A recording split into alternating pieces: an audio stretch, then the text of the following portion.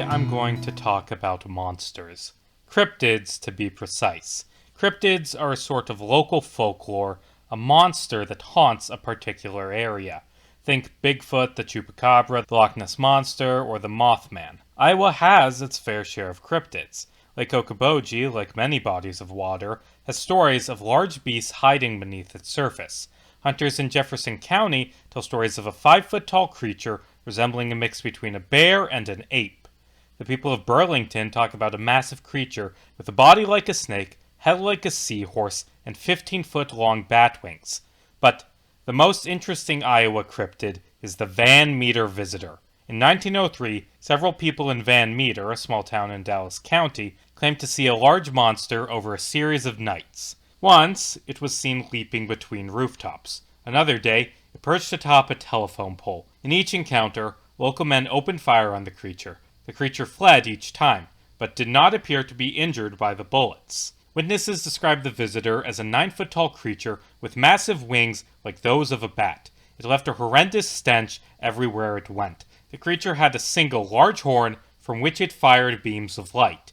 One witness described it jumping like a kangaroo. Another compared it to the devil. One witness made a plaster cast of the creature's 3-toed tracks, which has sadly been lost to time. After several days of sightings, a group of men followed the beast to a coal mine.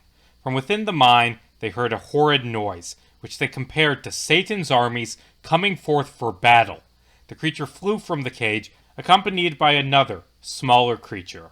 When the beast returned the next night, the men of Van Meter opened fire, shooting the beasts until they descended back into the mine. Witnesses described themselves as firing enough shots to sink a fleet of ships, which was nothing more than a nuisance to the beasts. The men descended into the mine, sealing the creatures away. Or at least, that's how the legend goes. It's a nice story filled with unanswered questions and great moments. But to be honest, I struggle to believe it.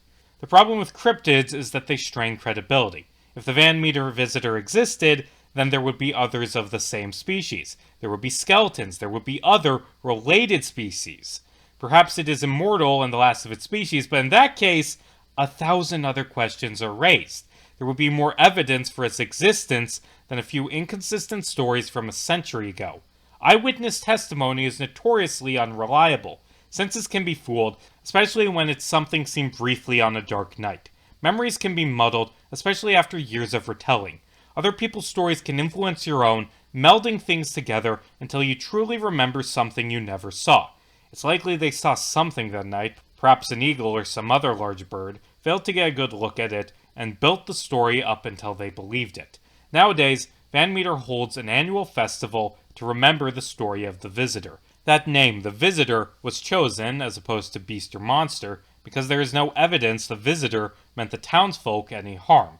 Similar beasts have been spotted in the area over the years, but never with photographic evidence. The story of the Van Meter Visitor lives on as a local legend, but to be fair, it is a good legend.